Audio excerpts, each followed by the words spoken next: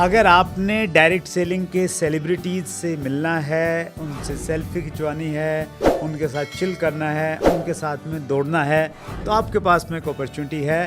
हिंदुस्तान में पहली बार direct selling marathon का आयोजन किया जा रहा है, जिसका मकसद है हम डायरेक्ट सेलिंग की कम्युनिटी को यूनाइट कर सकें, इकट्ठा कर सकें, क्योंकि संघे शक्ति कलियुगे। 9 सितंबर 2024 द्वारका हम स्टार्ट करेंगे। 5 किलोमीटर, 10 किलोमीटर, 2 कैटेगरी रखी गई हैं। डिस्क्रिप्शन में लिंक है, आप पोस्टर में भी देख के स्कैन करके वहाँ पे लिंक पे जा सकते हैं। तो आइए मिलके डायरेक्ट सेलिंग की यूनिटी दिखाते हैं और अपनी हेल्थ को नेक्स्ट लेवल पे लेके जाते हैं। फैमिली के साथ में, अपनी टीम के साथ में ज्वाइन कीजिए और ज़्यादा मज़ा आपको आने वाला है। साथ में दौड़ेंगे।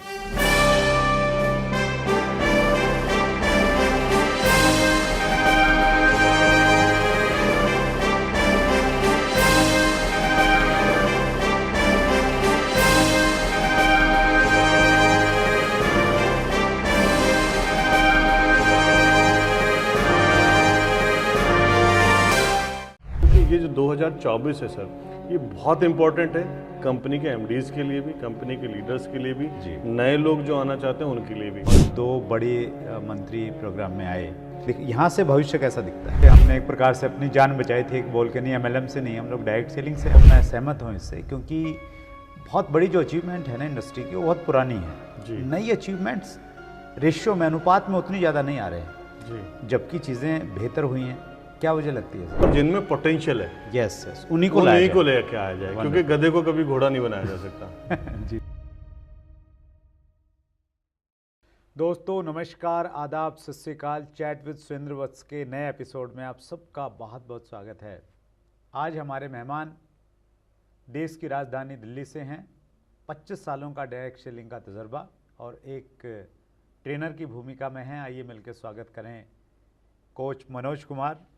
मनोज जी, बहुत बहुत स्वागत है आपका चैट विद सुरेंद्र वत्स में। Thank you sir, thank you very much, thanks a lot.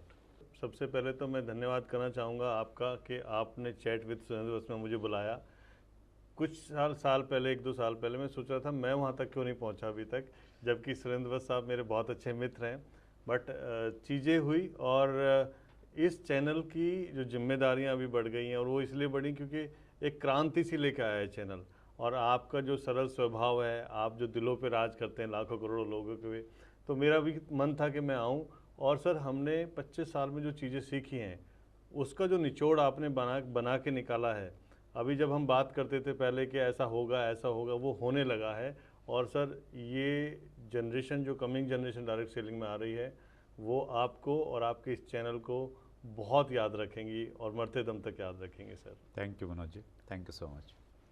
Sir, मैं यहीं दिल्ली छतरपुर से मेरा जन्म हुआ है। एक मिडिल क्लास फैमिली से बिलोंग करता हूं मैं। और फादर मेरे इंडियन लाइंस में थे, तो हम 5 बहन भाई थे, 4 भाई और 1 बहन। मैंने स्टडी गवर्नमेंट स्कूल से की है सर। और जैसे कि गवर्नमेंट स्कूल्स में होता है, टीचर नहीं होते हैं, स्कूल होता है बस, तो वैसे पढ़ाई करके फिर मैंने डिप्लोमा इलेक्ट्रिकल इंजीनियरिंग किया।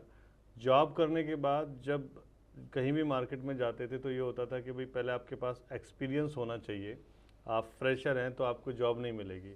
तो जैसे तैसे करके जो भी जॉब मिली वो की, और 2-3 साल में समझ में आ गया था कि हम जॉब के लिए नहीं बने हैं। तो कुछ ना कुछ सपने बहुत बड़े थे, और वो सपने कैसे पूरे हो सकते, तो 98 में एक अपॉर्चुनिटी मिली। और मैंने वहाँ पे कुछ लोगों को देखा, उनको बुके मिल रहे हैं, तालियाँ बज रही हैं, और हम उस टाइम पे जॉब करते थे करीब 1200 रुपये की महीने की। और एक व्यक्ति, एक लड़का था, वो करीब 14,000 रुपये महीने कमाता था। तो उसे देख के ऐसा लगा कि अगर ये कमा सकता है तो हम भी कमा सकते हैं। और उसके बाद से सर पीछे मुड़ के देखा नहीं।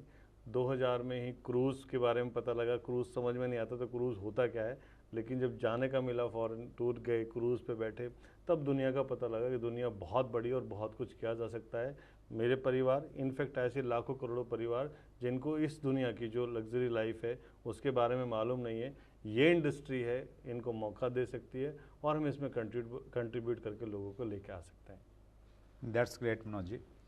आपका लगभग 25 साल का सफ़र रहा है डायरेक्ट सेलिंग का। अलग अलग रोल में आप रहे, डायरेक्ट सेलर भी बने, फिर कंपनी भी चलाई, अभी कोच की भूमिका में हैं।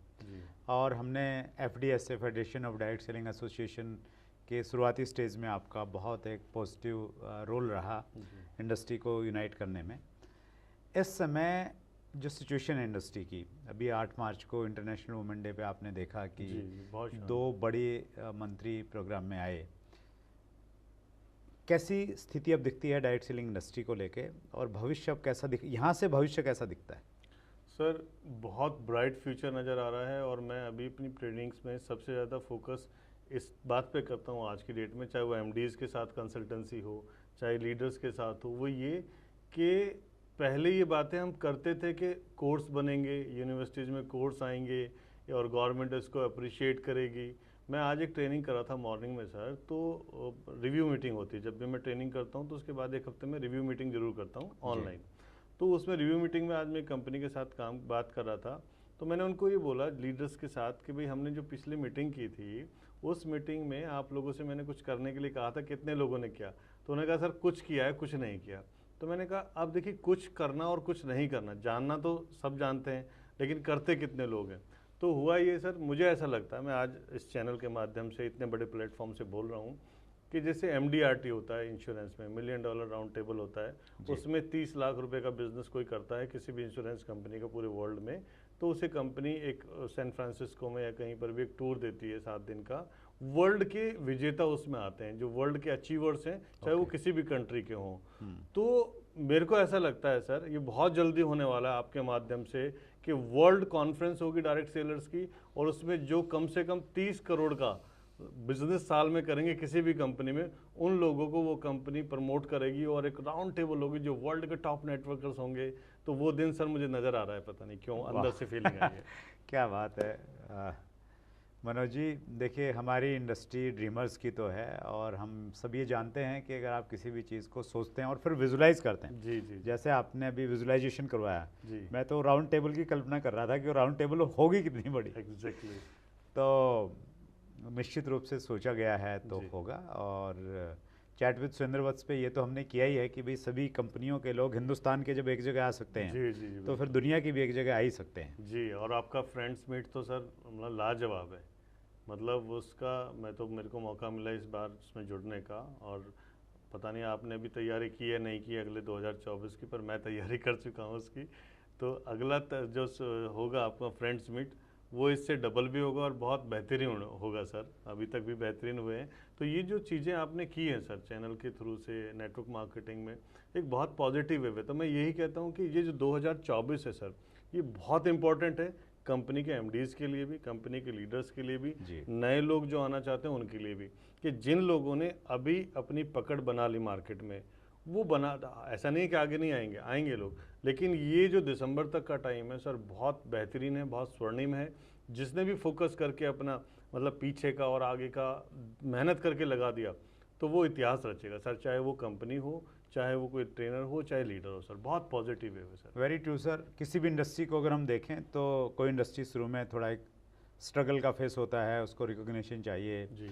और फिर एक दौर आता है जो वो बहुत तेज़ी के साथ में ग्रो करती है। तो संभवतः हम लोग उसी जगह पे हैं। रूल्स आने के बाद में 2021 में रूल्स आ गए थे, और उसके बाद में जिस प्रकार के पॉजिटिव साइंस हमें मिल रहे हैं गवर्नमेंट की तरफ से, तो वो निश्चित रूप से उसी दिशा में जा रहे हैं। मैं अभी सर शेयर कर रहा था एक बात, जब हम लोग गए थे संसद में, तो उस टाइम पे जो मिनिस्टर थे सचिन पायलट साहब थे। जी जी जी, हाँ, उनसे हम मिलकर आए। हम और आप जब गए थे उसमें फर्स्ट टाइम संसद में, तो उन्होंने एक सवाल किया था हम सबसे कि आप MLM से तो नहीं हो? तो हम लोगों ने कहा नहीं, हम डायरेक्ट सेलिंग से। तो एक दौर वो था जब मिनिस्टर को ये मालूम नहीं था कि डायरेक्ट सेलिंग और MLM में क्या फ़र्क है, और आज एक दौर है कि मिनिस्टर आके प्लेटफॉर्म पे, जैसे स्मृति ईरानी जी इतना बेहतरीन भाषण दिया और ये इतना सक्सेसफुल हुआ, तो आज लोग समझते हैं डायरेक्ट सेलिंग को। इनफैक्ट दे आर प्लानिंग कि कैसे इसको और किया जा सकता है। ये सब आप सबकी मेहनत है सर। That's great sir. बिल्कुल, वो मुझे अच्छे से याद है किस प्रकार से हमने एक प्रकार से अपनी जान बचाई थी, एक बोल के नहीं MLM से नहीं, हम लोग डायरेक्ट सेलिंग से हैं, और उस प्रकार का माहौल था उस समय। जी जी जी। That's great. कुछ प्रश्न लेता हूँ Manoj sir. Please sir. SK Gupta ने लिखा है, इतनी अच्छी इंडस्ट्री को लोग क्यों समझना नहीं चाहते? बहुत बेहतरीन सवाल पूछा गुप्ता जी ने। देखिए सर, अच्छा तब तक अच्छा होता है जब तक मतलब कुछ से अच्छा कुछ ना दिखे। तो अभी तक जो लोग भी काम कर रहे हैं, सपोज करियर बनाने के लिए जो पेरेंट्स हैं अपने बच्चों को एजुकेशन, नौकरी की तरफ प्रेरित करते हैं, तो जिन पेरेंट्स ने डायरेक्ट सेलिंग को देखा या सक्सेस हासिल की है, वो लोग अपने बच्चों को इसमें लेके आ रहे हैं। अभी बाकी लोगों के लिए अच्छा क्या है, वो जॉब, वो प्रैक्टिस डॉक्टर की या इंजीनियर की या IAS IPS जो भी बन रहे हैं। जिन लोगों ने इसका टेस्ट लिया, आज से 25 साल पहले आपने और मैंने इसका टेस्ट लिया, हम इसके बन के रह गए। तो हमारा फ़र्क क्या है, हमको करना क्या है, अच्छे लोगों को इसमें इसलिए लाना है, इस अच्छी इंडस्ट्री में, ये दिखाने के लिए कि अच्छी इंडस्ट्री, क्योंकि बुरी बातें ज़्यादा जैसे मीम बनती है उल्टी सीधी हैं। कुछ अच्छे मैंने देखा, कुछ अभी रिनाउंड 2 ट्रेनर्स के बीच में बहस हुई थी, उसमें MLM को बहुत खसीड़ा गया उसके बारे में। तो अभी तक क्या गलत चीज़ों की तारीफ होती है, अच्छी चीज़ अभी छुपा के रखी हुई है, जैसे गोल्ड या डायमंड्स को छुपा के रखते हैं। तो जब तक हम अच्छी बताएंगे नहीं। दूसरा चीज़ क्या है, लोग जुड़ तो जाते हैं। आपके मैंने एक कंपनी ज्वाइन कर ली, ज्वाइन करना जिम को और जिम में जाके 1 घंटा पसीना बहाना, दोनों में फ़र्क है। तो लोग क्या करते हैं, नौकरी में दे रहा है पूरे 8 घंटे और यहाँ पर महीने में 8 घंटे नहीं दिए जा रहे। उसके बाद वो कहता है 3 साल से मैंने इस कंपनी को ज्वाइन कर रखा, मुझे कुछ नहीं मिला। सो ये समझना बहुत ज़रूरी है इस इंडस्ट्री को कि ये भी प्रॉपर बिजनेस है। जैसे एक दुकानदार लाला सवेरे उठ के सफाई करता है, पूजा करता है, गले के ऊपर बैठता है, शाम तक दुकान को शट डाउन करता है, ग्राहकों से प्यार से बात करता है, उनकी नीड्स पूरी करता है, उनको पानी, जैसे मैंने इंट्रो में भी बोला था कि डिस्ट्रीब्यूटर देवो भवा।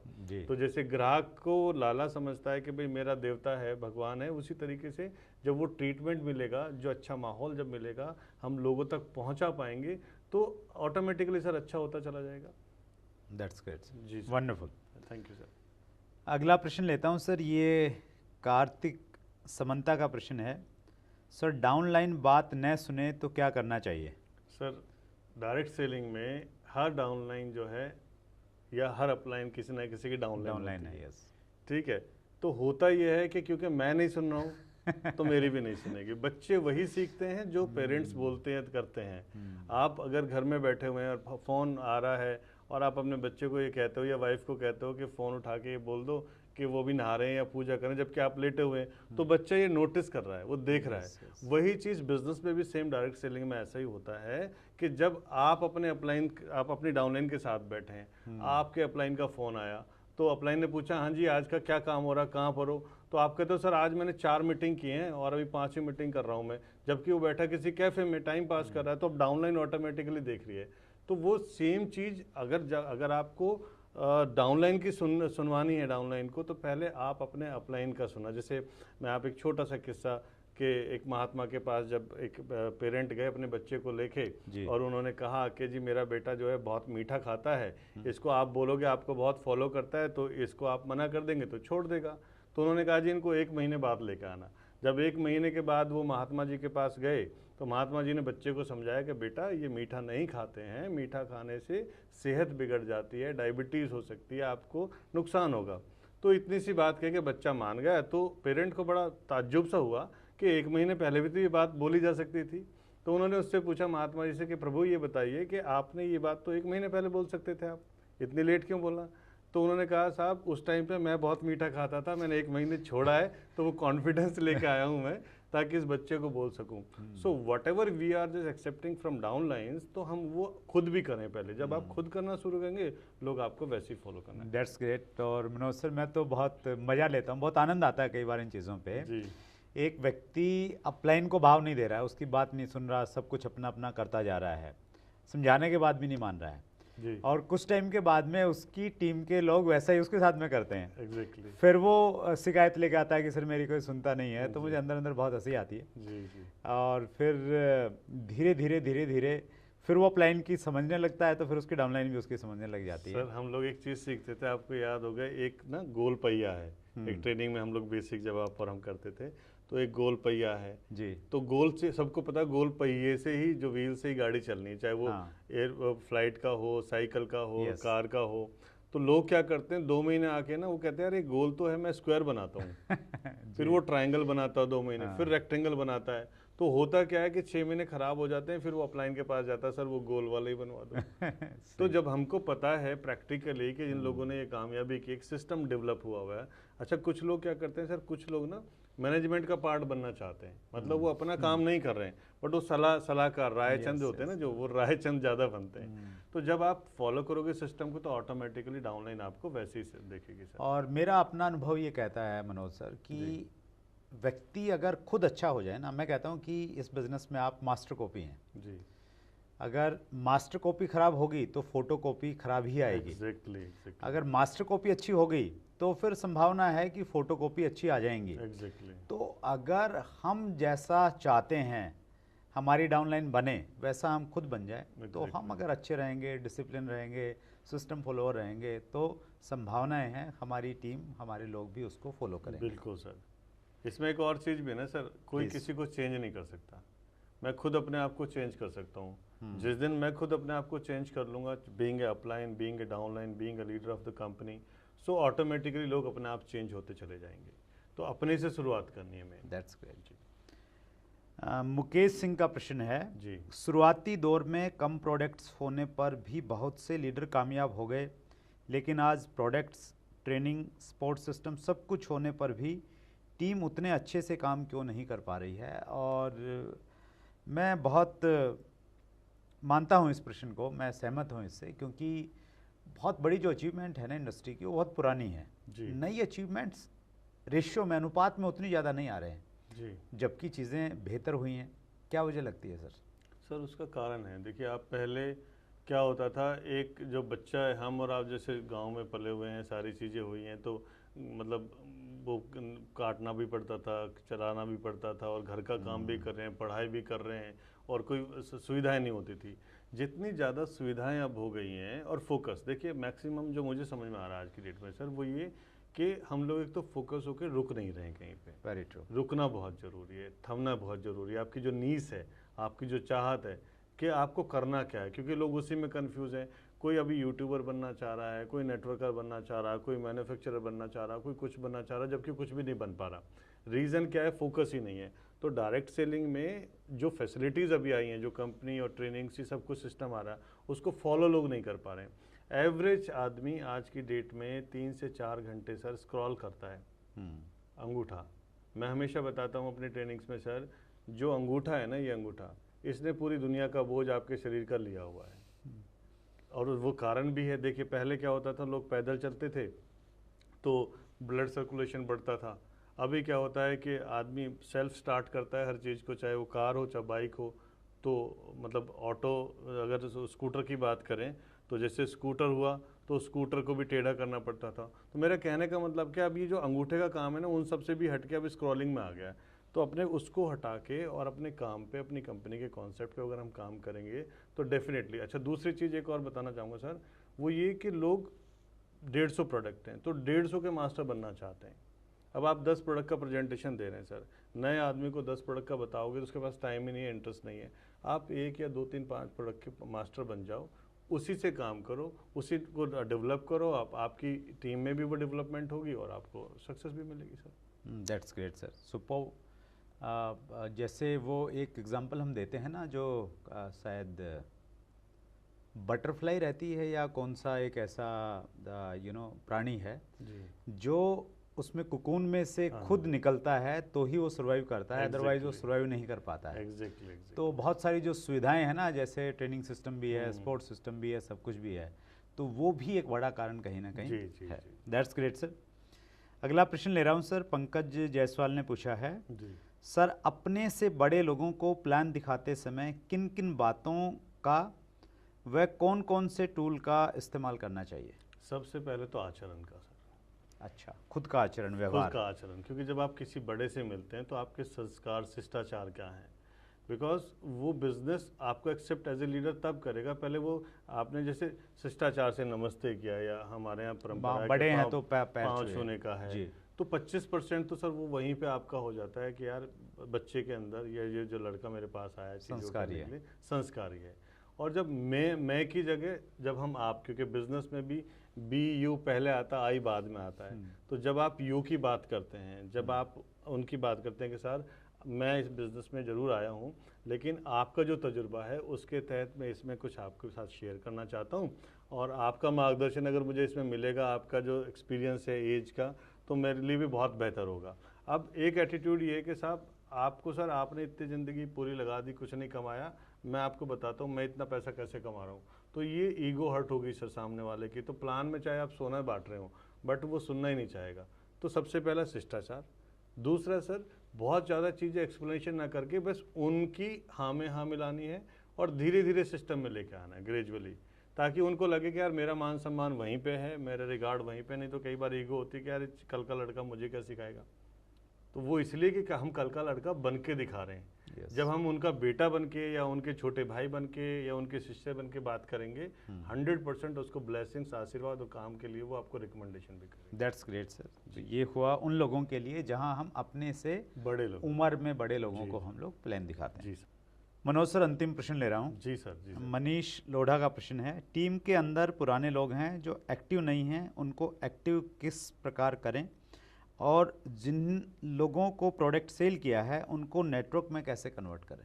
सर बिल्कुल बहुत अच्छा सवाल है ये, और ये सब कुछ निर्भर करता है आपकी अप्रोच स्टार्टिंग में।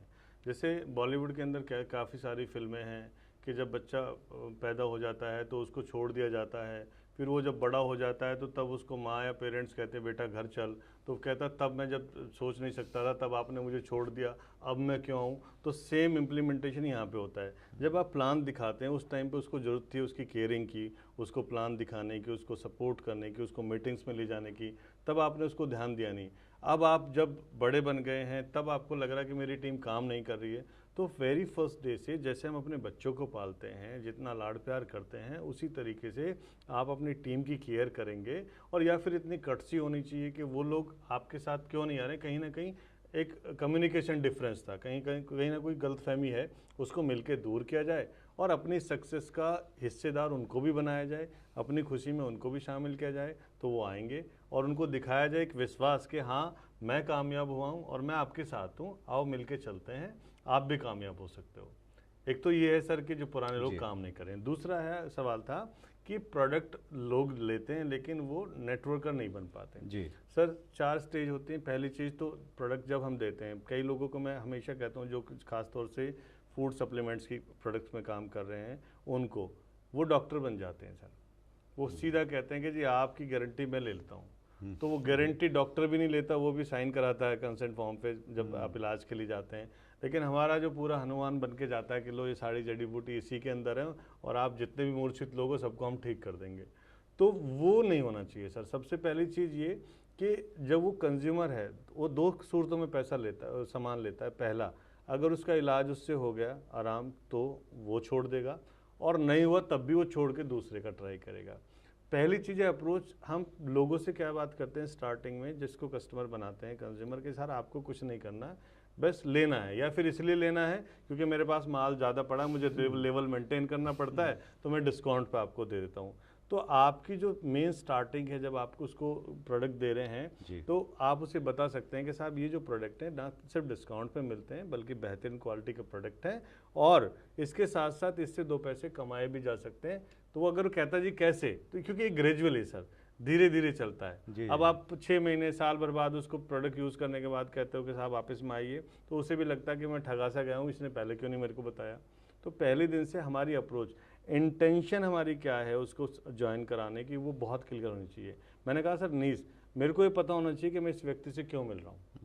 आपने चैनल स्टार्ट किया, आपकी नियत आपको दुनिया को पता थी और उससे पहले आपको पता थी कि मैं इस चैनल के माध्यम से पूरी डायरेक्ट सेलिंग को एक पॉजिटिव वेव्स दूंगा।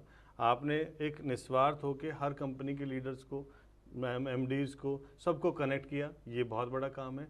तो वही चीज़ एक लीडर का काम है कि जब वो उसके कस्टमर हैं उन कस्टमर्स को पहले मतलब कंज्यूमर बनाया, कंज्यूमर से कस्टमर बने, कस्टमर से फिर वो डिस्ट्रीब्यूटर बने, डिस्ट्रीब्यूटर से वो लीडरशिप बनता है। ये पूरा प्रोसेसिंग है। और ये आएगा एजुकेशन से जुड़ के, उनको एजुकेशन में लेके आना, जो फंक्शंस हो रहे हैं उनमें ऐड ऑन करना चीज़ों को लेके।